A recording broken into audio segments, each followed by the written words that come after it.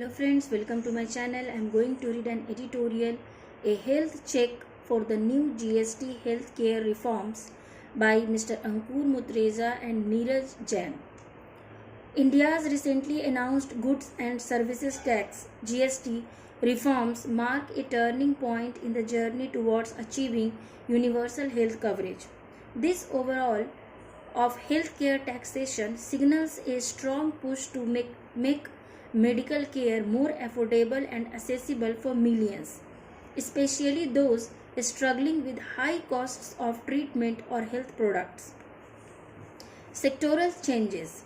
The biggest win for households is the complete removal of GST on individual health and life insurance premiums. Until now, a family paying 50,000 a year for health insurance had to add on another 9,000 in GST.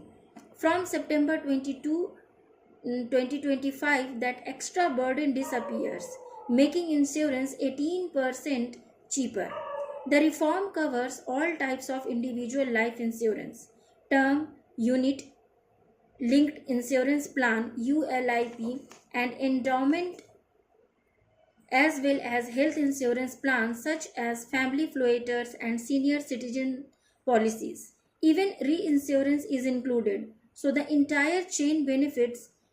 This step directly supports India's policy goals, tackling one of the biggest hurdles to insurance coverage, which today is only about 3.7% GDP compared to a global average of 6.8%. How much consumers actually gain, however, will depend on whether insurers pass these savings on. Without clear monitoring, there is a risk that part of the benefit could get absorbed before reaching policyholders. Hospital room charges continue to be treated differently under GST. Rooms costing less than 5,000 a day remain exempt, protecting middle and lower income families. Non-intensive care unit rooms above 5,000 per day still attract 5% GST without input tax credit, a rule in place since July 2022. By contrast, all critical care units ICU, critical care unit CCU, intensive coronary unit care unit ICCU, and neonatal intensive care unit NICU stay fully exempt from GST regardless of cost. This ensures that life-saving care remains tax-free, while only premium accommodation choices during inpatient care face tax. Core medical services provided by hospitals, doctors, and paramedics also remain GST exempt, keeping treatment itself untaxed. In short, there is no change here. The system continues as it has since 2022. Business impact. The recent GST cut substantially reshaped costs for health product manufacturers and service providers. By lowering GST on most medicines to 5% and cutting tax on life-saving drugs to zero, the GST Council has simplified compliance and lowered prices in supply chains. Medical devices and diagnostics are now largely under a uniform 5% slab. In practice, this means that hospitals buying diagnostic kits that earlier attracted 12% GST will now pay only 5%, reducing procurement costs. For example, a CT scan machine is now taxed at only 5% compared to 18% earlier. A hospital purchasing a CT scan machine will face a much lower upfront bill, reducing capital costs and potentially lowering patient charges over time. Common services such as blood tests, X-rays, and MRIs at laboratories may also become a little cheaper.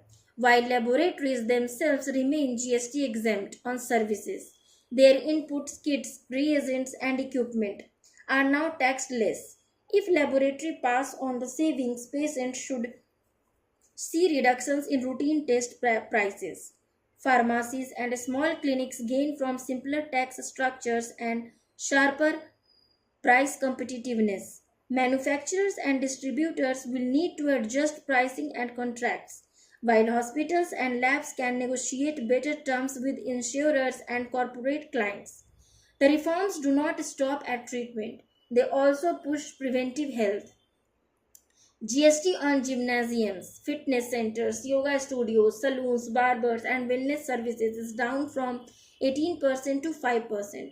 Cigarettes remain heavily taxed at 28% GST plus compensation cess, which adds up to an effective tax of between 52% and 88%. A new 40% sin goods slab has been announced but will only apply once cess liabilities are cleared.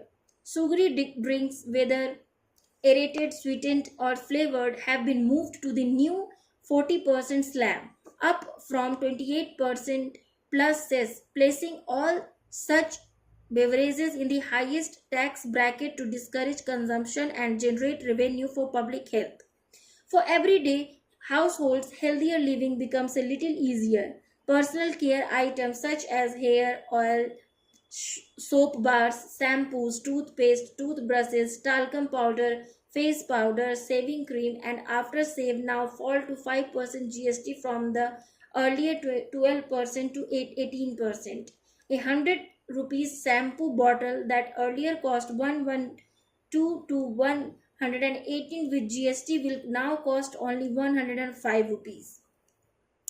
In perspective, these GST reforms are designed to reshape how India funds healthcare in line with the 2047 Viksit Bharat goals by removing GST on insurance, cutting costs for life saving medicine, simplifying taxes on equipment, and lowering rates on preventive services.